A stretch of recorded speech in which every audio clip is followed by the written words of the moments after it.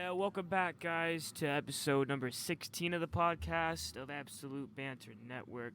It's been a pretty crazy start to this season. That the season I wanna label as the COVID season. I guess we can call it the COVID season of 2020.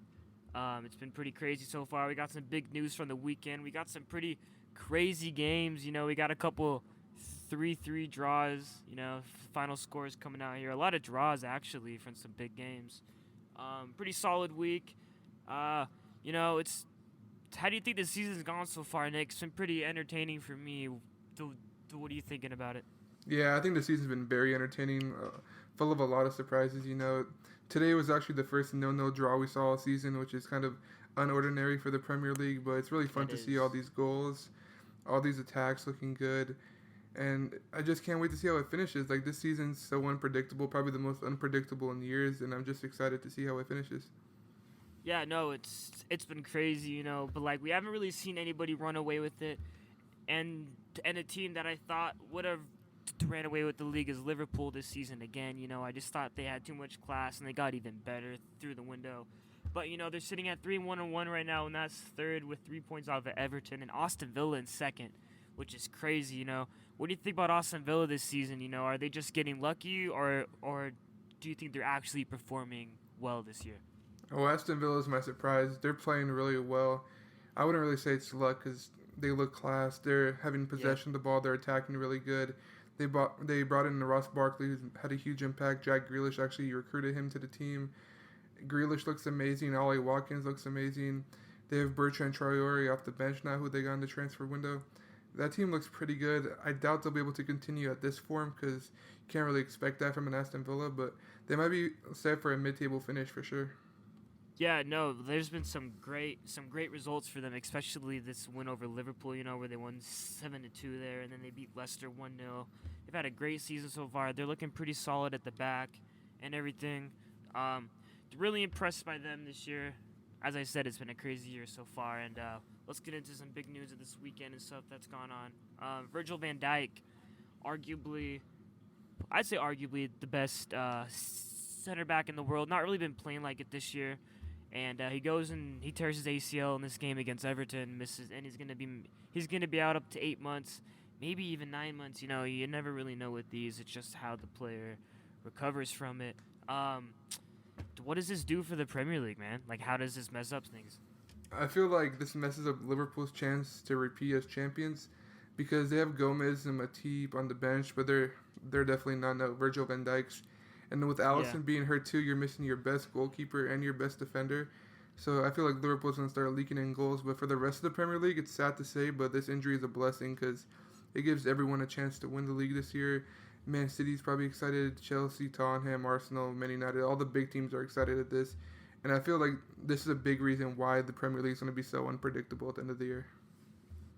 Yeah, no, this is a huge injury, but this pretty much just blows the league wide open, It definitely hurts Liverpool, but I think they have Klopp. He's a great manager. I think he's gonna be able to fill in this role of Van Dijk. Okay, but there's no really like replacing Van Dijk, especially with anyone else on this roster. But I think they're gonna do okay. I think they're still slated for maybe even a top 2, top 3. I could still see them finishing second. Just gonna be a really hard. It's going to be a really hard thing to ask of them to finish first this year. And so let's go into this game that, he was injured by Jordan Pickford as he escapes the red card in this. What do you think about that whole collision with Pickford and Van Dijk in this one? Yeah, I don't think there's any bad intent from Pickford. He seems like a good person. But as a former goalkeeper myself, this was really reckless.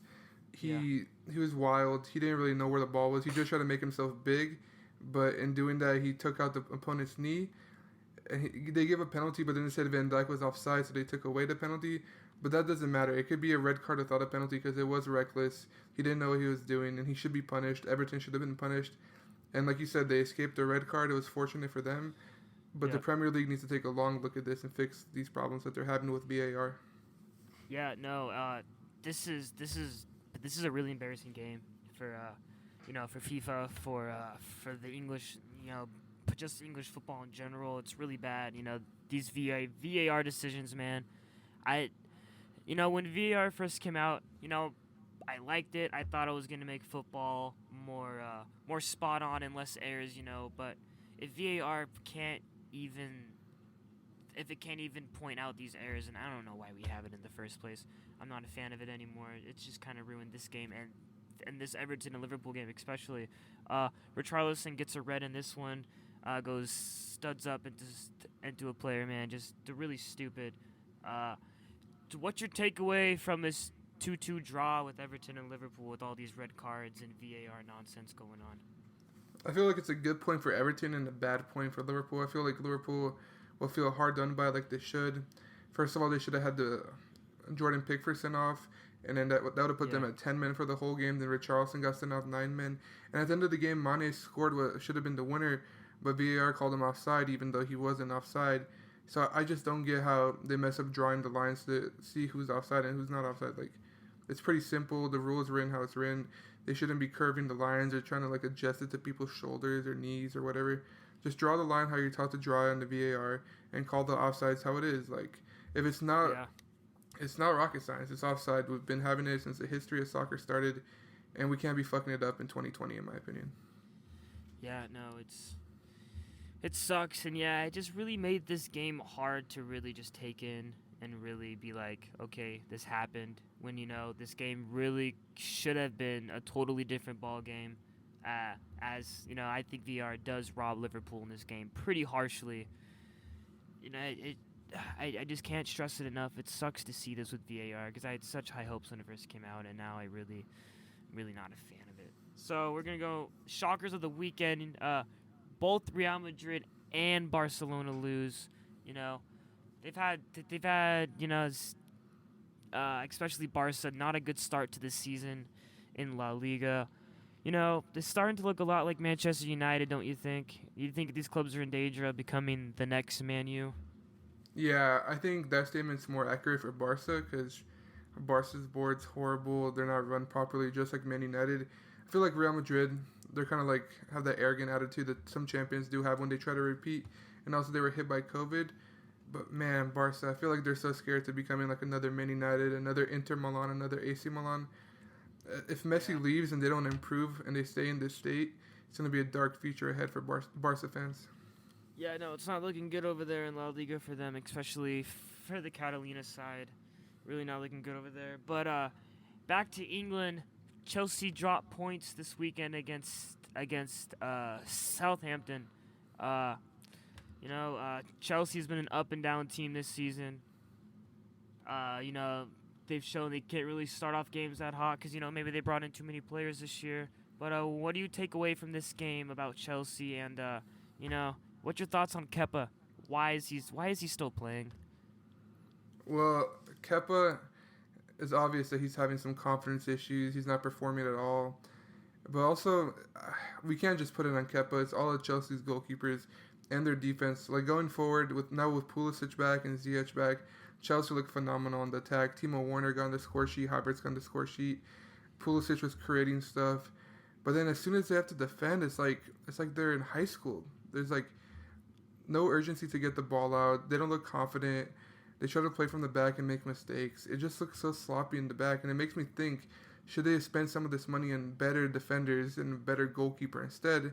Because you're not going to win the Premier League giving up 3 goals a game to West Brom and Southampton and teams like this. You need to keep clean sheets in these games, and Chelsea's just dropping points right now, and it might come back to haunt them later on in the season. Yeah, I'm thinking the same thing. They really straightened up their midfield. They were able to get Ben Chilwell. Some pretty good moves by there, but they weren't really able to improve in the back, and all they have is Kurt Zuma, and then they have Andres Christensen and Kepa. Those 3 haven't really been having great seasons at all.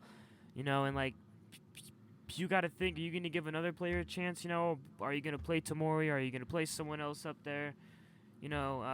I don't really know what's going on in the back for them. But, yeah, I really do think that they should have brought in a starting keeper that would replace Kepa over the transfer window, and don't understand why they didn't do that. And he's playing just as bad as last year.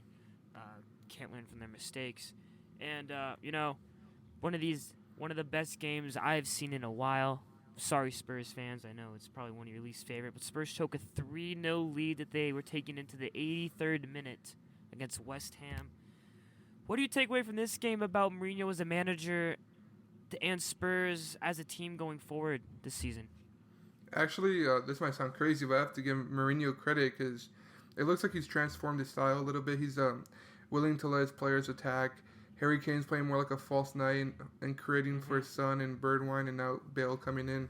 And they look really fluid in attack, but just because he changed his style, his players are like loosening up their defense, and he has to be fuming at that lazy defending. 3-0 in the 82nd minute, you can't choke that lead. You have to keep 3 points for that game. And I bet he's so pissed off at that defense as he should be. It's on them. This is a player like blown lead and has nothing to do with the manager, in my opinion, in this one. Yeah, there's some crazy goals scored by Spurs. That goal from Son early on there from Kane. That's, is that the best partnership that we're seeing in the Prem right now? Because it's really working out this season. I think it's got to be up there. Is it your top pair in the Prem League this season, Nick? Yeah, we talked about this a few weeks ago, and a few weeks ago I wasn't sure if they're the best, but now I can confidently say I think they're the best duo in the Premier League right now. Yeah, no, but they've been great. They just seem to know where each other are at all times. They have a string connected between them. It's just crazy, You love to see that. It just makes the game fun when two players just are on the same wavelength, And these goals by West Ham to come back, man, it just showed how resilient they are. It shows, that they do have this quality. They're just not as consistent, as they should be or as they need to be in order to keep up in the Prem. But this goal by Lanzini, man, class. Absolute world class. The shot was class. The timing was class. The importance of the goal in the game was class. He went nuts after this goal. I love to see how much he loves this game from scoring a goal like that. That's just got to raise your confidence so high. And I would say I'm so happy for Lanzini for scoring that goal. I hope that helps West Ham and that helps him perform better, because West Ham need to be performing better in the league, and this shows that they can do that. Yeah, I agree with that. Lanzini, he's been facing some tough injuries, but now he's back, and he came back with a boom. And West Ham, they're mid-table right now. I hope they can even get up into the top mid-table. It'll be a pleasure to see them back where they belong. So I hope they keep it up. I would love to see them maybe challenging for Europa League even. Maybe I next would love year, that. The year after that. I would love that. Goal this season so far. Do you think we can agree on that? Goal this season? Yeah, Lanzini for sure so far, yeah. Yeah, so far, great goal. Props out to Manuel Lanzini. All right, now Aston Villa, those dark horses, man. It's the Cinderella story, or is it too early? You tell me.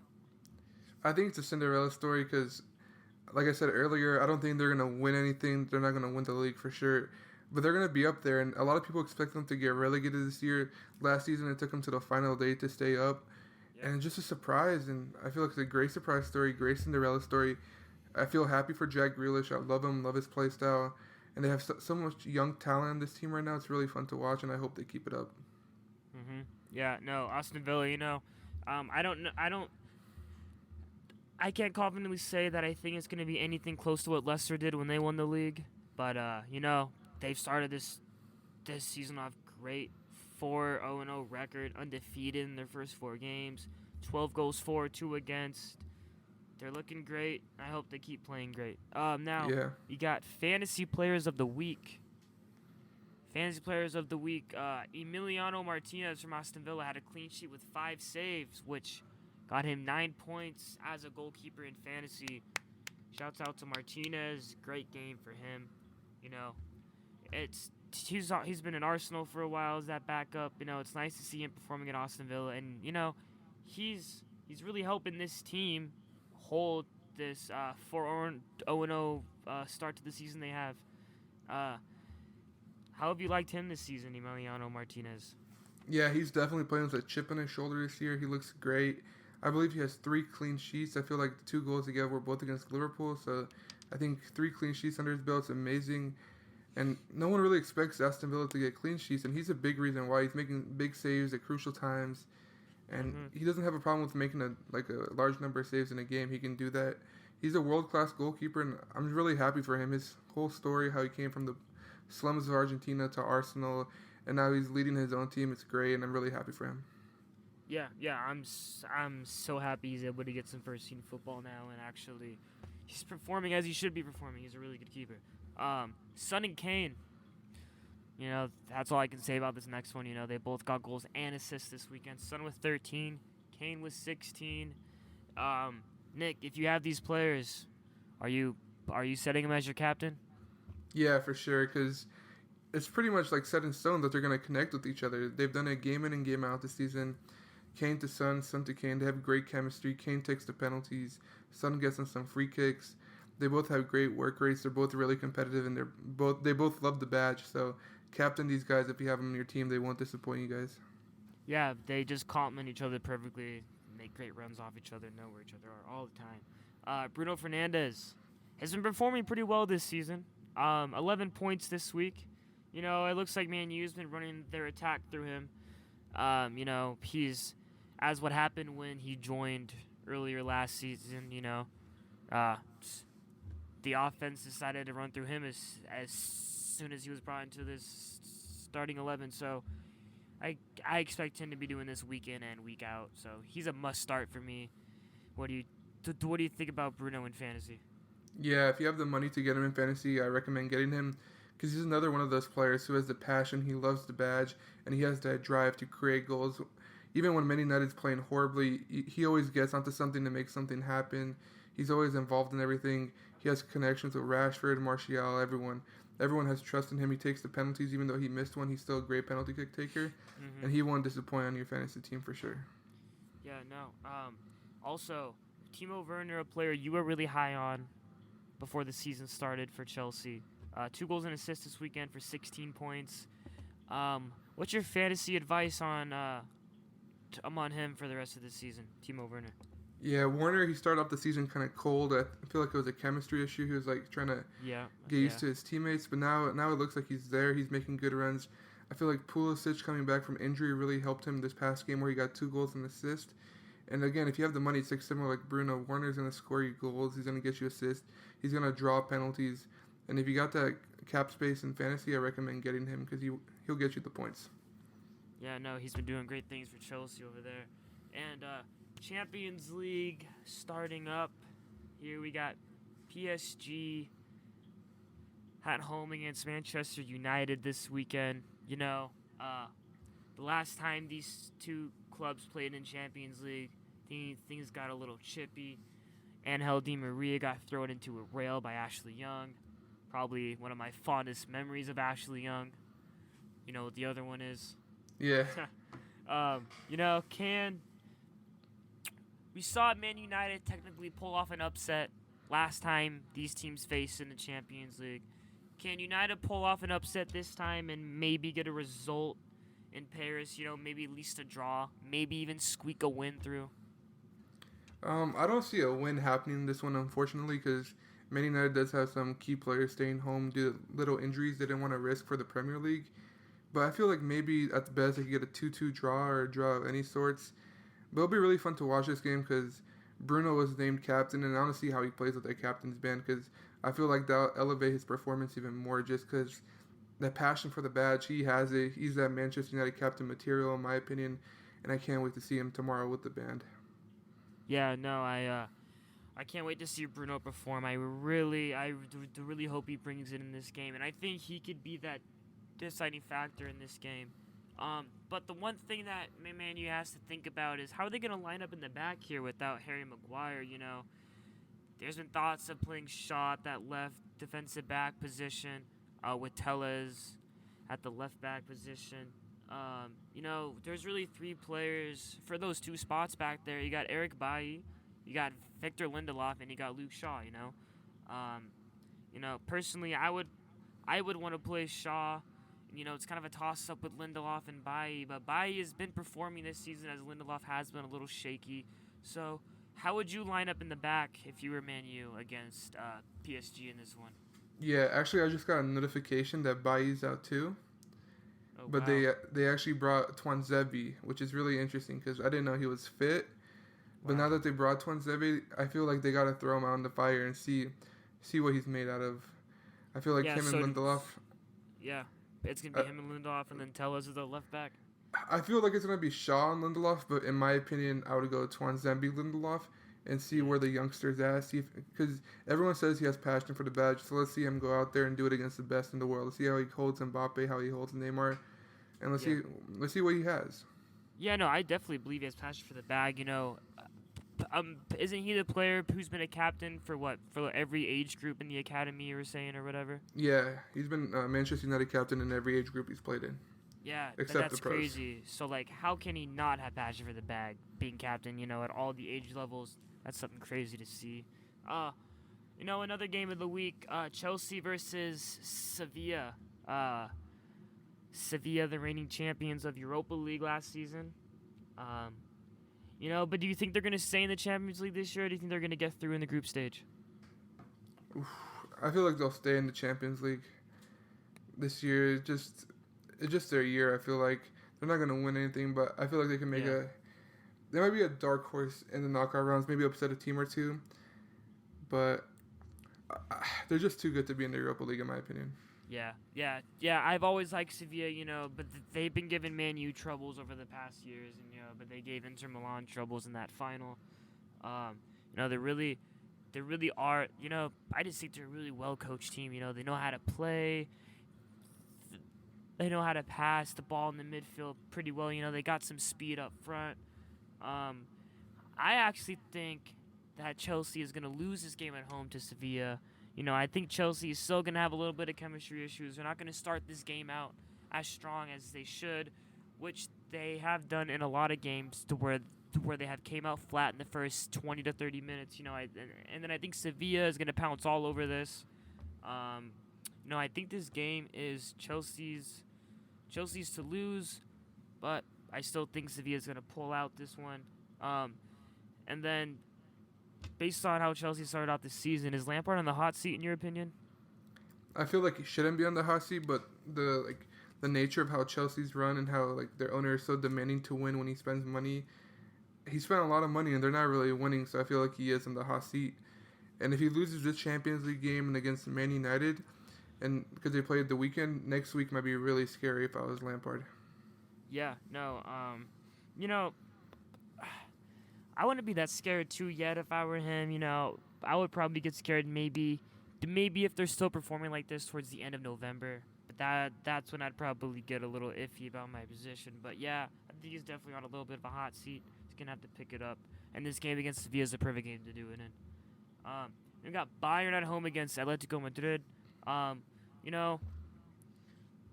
Bayern back in the Champions League. People know what they can do. People know what they have done recently and how well they have performed. In pretty much every competition they've been in the past 2-3 years. They've been great. Are they still going to dominate as much this year as they did last year and in the past? I don't see any reason they're not. They lost some players and they just brought more players in. They're a deep team. Their starting 11 is probably the best in the world. They have a goalkeeper who's in form. Lewandowski's bagging goals. They brought in Leroy Sané. They brought in Douglas Costa. They still have Coman, Gnabry, Muller's playing out of his mind. Goretzka and Kimmich. Now they're playing Pavard. It's just such a deep team. And if none of those big players get injured, I don't see why they don't repeat. It's like, it's in their hands. It really is. Yeah, no, I really don't see any reason why they wouldn't be the same as they were last season. But does Atletico pose a challenge this year? Because they have made some runs in some European competitions in the past. Do you think they're going to be doing that this year, or do you think they're kind of a fluke and not as strong as the other teams in the UCL? Well, I feel like Atletico this year is going to be what they always are. They're going to make the knockout stage. They're going to pose a challenge to the bigger teams. But I feel like they'll lose probably in the quarterfinals or semifinals.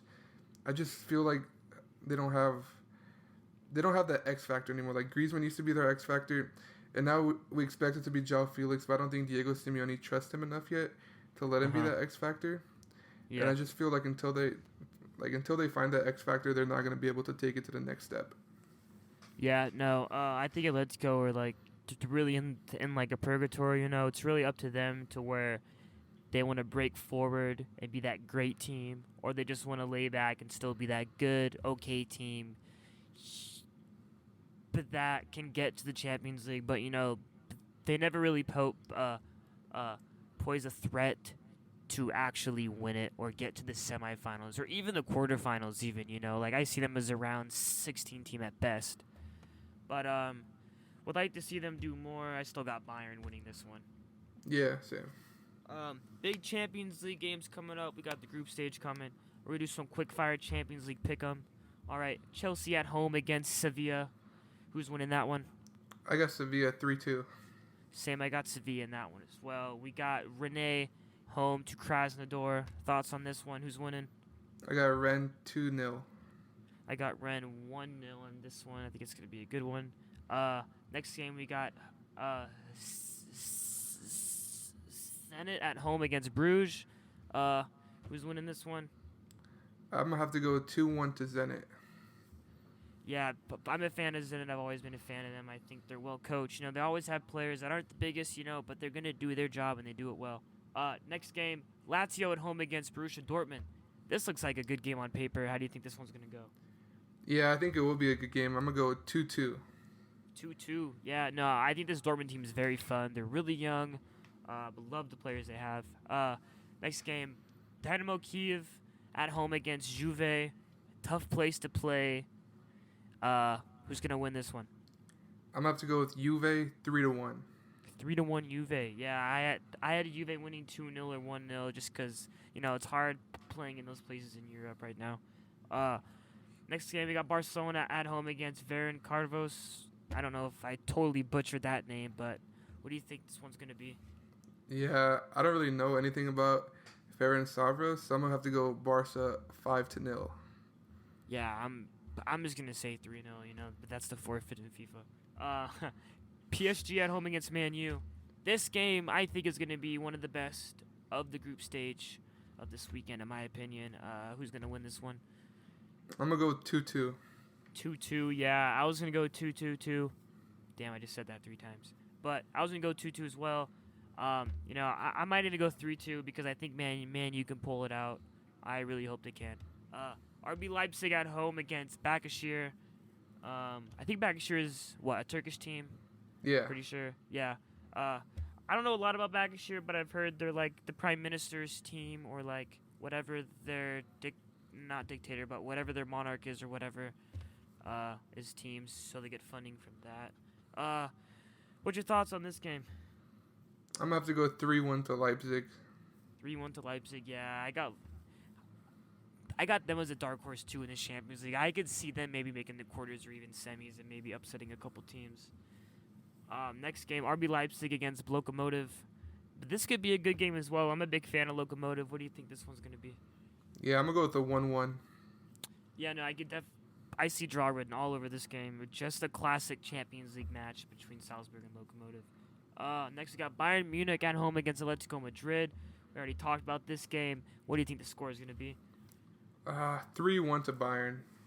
3-1 to Bayern. I actually had 4-2 Bayern. I think this is going to be a high-scoring one. But Lewandowski, I think, is going to get a brace in this one. I'm going to call it. Everyone. Lewandowski gets a brace. Should be a decent game. I just think Bayern are too much for Atletico. Real Madrid against Shakhtar Donetsk. Shakhtar Donetsk, Croatian team. Always pretty good. That's where Fred came from. Pretty solid team, How do you think it's going to go? I'm going to go with 2-0 to Real Madrid.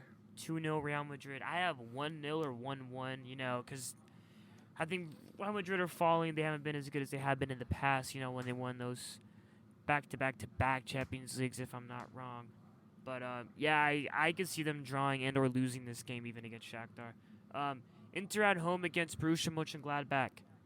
That was a mouthful. I love that team name. It's really fun to say. I could say it all day. What do you think this game's going to be? Yeah, I'm going to have to go with 3-1 to Inter in this one. 3-1 to Inter. I got 2-1. I'm going to call a Lukaku brace. Again, I'm calling another brace. Hope he can do it for the boys. Manchester City at home against Porto. Porto, I think, is a very underrated team in Europe. I think they get overlooked a lot. They're really well coached. Portuguese football It's interesting. It's kind of a fun league to watch sometimes. How do you think this one's gonna go? Yeah, I'm gonna have to go with another 3-1 for the home team. I got Man City winning this one. 3-1 Man City. Yeah, I'm gonna go with that one. I still think Bordeaux's gonna score. I don't see a clean sheet in that one. Olympiacos at home against Marseille. This one on paper also looks like a good game as well. How do you think this one's gonna fare out? Yeah, Marseille winning this one 2-1. Marseille wins 1-2-1 on the road. You know, it's hard to play in Greece, especially at Olympiacos. You know, they got passion for the game out there. But I still do have Marseille coming on top in this one. We got Ajax at home against Liverpool. You know, but Liverpool don't have Virgil Van Dijk. You know, they're coming off a really tough result where they are robbed by the VAR. Do you think Ajax can pull off this upset? I don't think they can, but I think they'll come close. I got Liverpool winning this one 3-2. 3-2 Liverpool over Ajax. I had this one 2-2 because I can really see a draw on this one, but I'm going to say it's going to be 2-2 or 3-2. And then this next game, we got Midtjylland. I don't really know if I pronounced that right. I do know this team from when Man U played them, and I think Europa League, if I'm not mistaken. Do you remember that? Yeah, when no, Rashford I remember made his debut.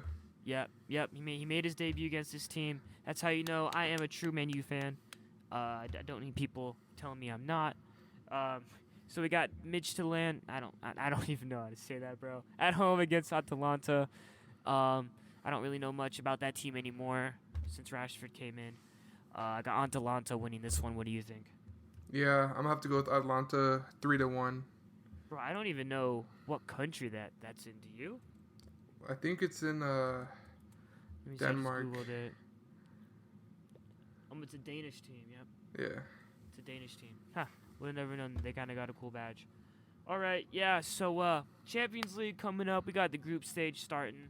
It's gonna be a big weekend for football coming up. A lot of great games. We're gonna try to get another video or two to you guys in the midweek. Just talk about some news. Go over maybe some injury updates on Virgil Van Dijk after his surgery and see how he's faring after that. Really hope him a speedy recovery as a Man U fan. You know, I don't wish injury upon anyone, but you know, it doesn't hurt when it's a rival who gets weakened a little bit. But I wish Virgil Van Dijk the fastest recovery possible for him, and I hope it doesn't do any future strain on his career or anything detrimental to that. How's football going for you this year, man? You enjoying your time watching this English team? League? Yeah, it's going good. I mean, Manchester United, they've had their ups and downs, but all the other teams have been fun to watch. And I just can't wait, like I said earlier, I can't wait to see how it finishes because this season isn't predictable. The last couple seasons we knew it was going to be Man City or Liverpool. This season we have no idea, and I love that about it. Yeah, no, it's been totally blown out, you know. Sucks, you know, Manchester United 1-2, lost 2. Not really looking good at all. Only, out of our first 4 games, only got 6 points. But, you know, it's the beginning of the season, the COVID season, the toughest season we've seen in a while. So, yeah, that's going to be it for us. It's been a pleasure. Thanks for watching, and thanks for sticking around to the end if you're still listening. As I said, we're going to have another video or two out midweek and then another long one on the weekend for you. Probably come out on a Monday like this one is or on the Tuesday. But have a great one. Stay safe out there, and we'll see you next time. Peace.